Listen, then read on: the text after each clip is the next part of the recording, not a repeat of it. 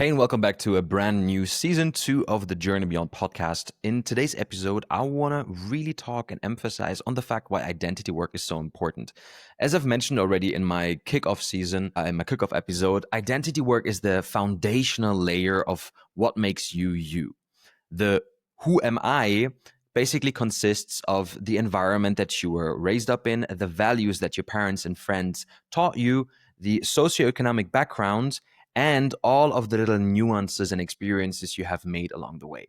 So when it comes now to that question of what is my identity? Who am I? You always have to ask yourself, am I who I am with my best friends in comparison to when I am with my partner or in comparison to when I'm at work? Is this person, this me, congruent throughout all of these three layers or all of these three areas in your life? Or are there little incongruences? Are there little parts of you that behave differently because they had to adapt to different environments? So this is where the interesting thing comes in.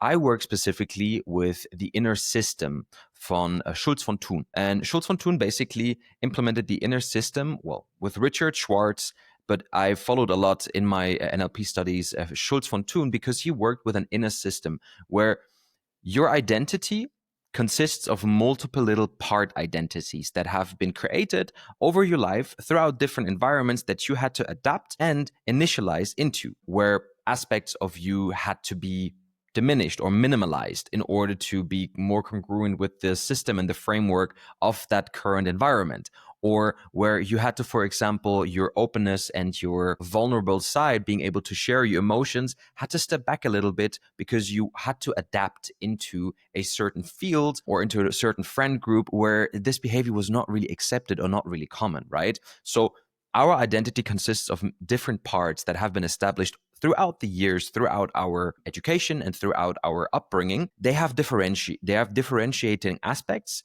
values, but at the base of it, always have a positive intent for our highest good. So imagine literally this inner mind factory, this structure where there are different parts of you. Let's say there is, in my world, I'm just going to give you an example so that makes sense.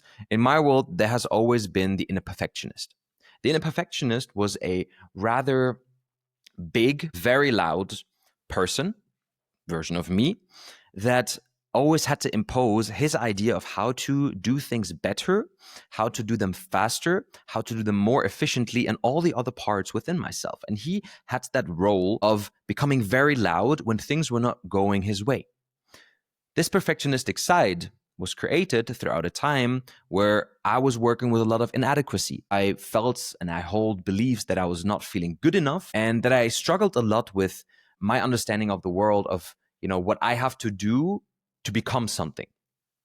Rather, nowadays, I realize that I don't have to do anything. I am just enough the way that I am. And through this beingness, I resonate and I do in the state of being or being enough. So that is, for example, one part of me that always has been consistent and always has been very loud. Then as I just explained, there has been this part, or there is this part inside of me that was always very much in the back of my mind, this inner hurt child that was left by a father when he was very young, that didn't really understand, that never really got answers to his questions of why he was abandoned as a child. And this part of me, that inner child part, was very quiet. He has kind of lost his confidence.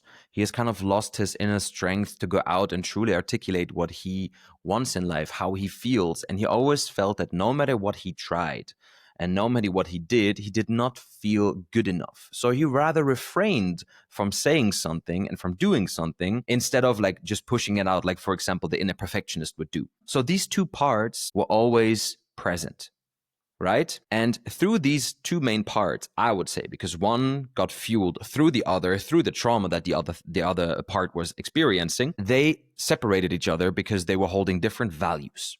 At the base of their understanding, they always wanted the best for me. They always wanted to, help me heal, help me grow, and help me feel enough love towards myself, from myself, and give love out to other people. But over the years, due to this incongruency of their values, one has been very loud, the other one has been very soft in his voice, in his the back of his mind, at the back of my mind. they differentiated, or they got into misalignment with each other, because one was not hearing what the other part was saying, because this was being so loud and this was being so quiet. And hence this one, the perfectionist, was always over talking over that inner hurt child. So what did naturally this inner child do? He stepped back from the spotlight of that stage into the shadows. And here, very interestingly, over my adult years, whenever I wanted to pursue a venture, whenever I got interested into entrepreneurship and I wanted to start my own business, I had this like perfectionist in the front lobe of my brain screaming out, all right, Tim, we got this. This is the plan. This is what we have to do. We got to do A, B, C until we get over to D. Then we got to deviate a little bit, but then we go straight to Z to kind of get the mission done, right? That was the plan, the rational plan. But for some reason over the years, I always felt that there was something that was just not feeling right. I couldn't explain myself what it was.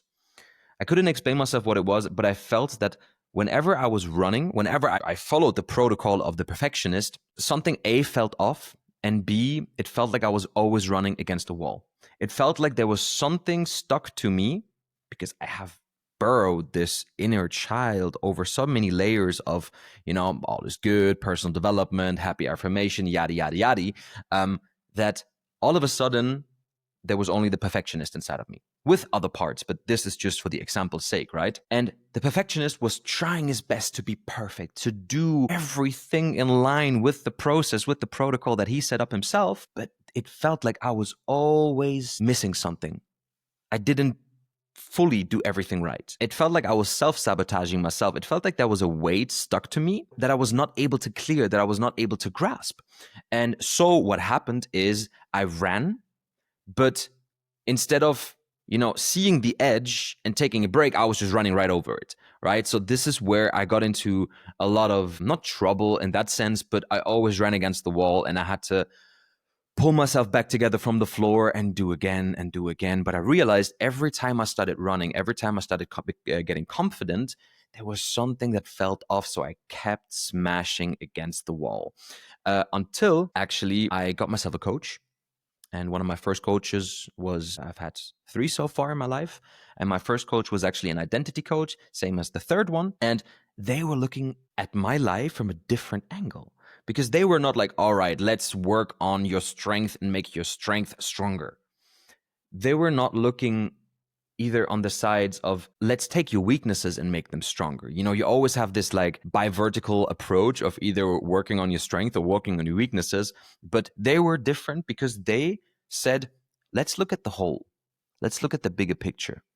Let's look at you and all of your different parts that make up you. Let's bring each and every single one of them forward. Let's give them a stage. Let's give them a spotlight. Let's hear out their desires. Let's hear out their struggles. Let's put some spotlight and give them a microphone. So if they've been quieted over the years and silenced, they have a voice now to speak. And what happens in my personal process over those years was that those inner hidden doors, those inner hidden treasuries that were, having a lot of weight with them, that I had to carry with me, those anchors, those chains that got super concrete and super strict and super strong, I was able to put spotlight on these parts of me that haven't felt heard for a very, very, very long time. And I can tell you something, it broke me. It broke me because with opening that box, the box of Pandora, came a lot of old unresolved emotions, unresolved memories, thoughts, diminishing, low confidence talks that I gave myself when I was a child. And it felt so alienating. In the process, I just wanted to quit, because sometimes working with the deepest and darkest parts of yourself is truly the most scary and fearing thing that you could do. But the more time passed in between, the more my realization grew that I have to give both parts, the strength and the weaknesses, an equal chance to talk and an equal chance to hear and communicate between themselves. Because it is one thing that you as the higher meta self understand the struggle of two parts, but the problem is if they do not have a basis of communication between each other, if they are not able to shake hands and find a compromise for being able to have spotlight at an equal rate, you're never going to solve the problem. And this is where identity work really started to get an interest of me, because I understood that I could, through a very easy and simple process, which I later learned and refined through my neurolinguistic programming training, through my identity work training, and through all of the books that I read regarding identity work and everything in between, and trauma and so on, I realized that you can, in a very playful and fun manner, give these parts of you, of your identity, a voice. You can personify them. You can give them a character. And you can have them close to you and help you resolve your life's drama by simply creating a basis of communication between each other. And this is where the beauty comes in, because the moment those two parts were at an equal height, they were able to hear and see each other. And one who was speaking very loud was able to reduce his tone a little bit, and the other one was given that tone. They were able to understand each other and to communicate on a basis that changed my life forever, because it gave me so much awareness about my problems. It gave me so much awareness about what I was neglecting about myself, what I really needed to do. I didn't really need to build a business at this point in my life. I needed to do identity work. I needed to get into this trench and truly discover what it meant to be Tim. You know, I needed to learn what it meant to build self-love or build self-confidence. And along a beautiful process of around 6 to 8 months, I was able to reconnect with my father after 22 years of not having contact with him in my adult years, confront and nourish this inner part of me that was screaming my entire life for, give me love, give me validation. I need to be validated. I am not good enough. I'm not good enough. And I was finally able to give that to myself. So this is the beauty of identity work. It's not only, okay, who am I? The philosophical part, but it's rather like, okay, so who are you? What makes you you? What are the different parts of you that have been ruling your life and controlling your outcomes or your thoughts or your emotions or your internal processes for pretty much all of your life, right?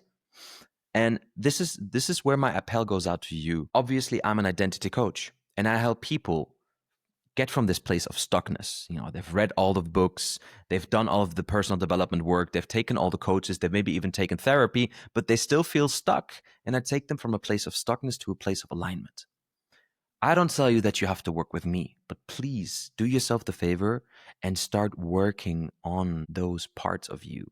Start reflecting on them. Start writing down what that inner dialogue is that you are leading, what the common grounds, the positive intention of all of these parts that make up your identity actually consists of. What is that positive intention? Because they all work towards one goal. They just can't hear or see each other.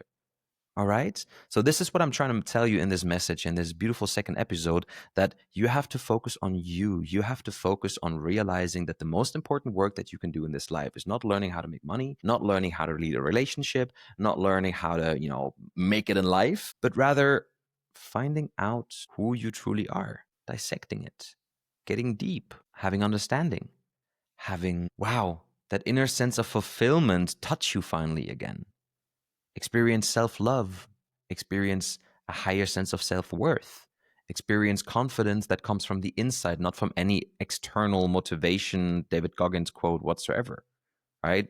It's fun to hear, who's going to carry the boats, right? But it's not going to make a big difference in your life. Motivation is only short term. It leaves you after a couple of minutes and then you're back at the same shit place where you were before. So start working on yourself. Start prioritizing you and start making bigger decisions for your life and getting something done within it.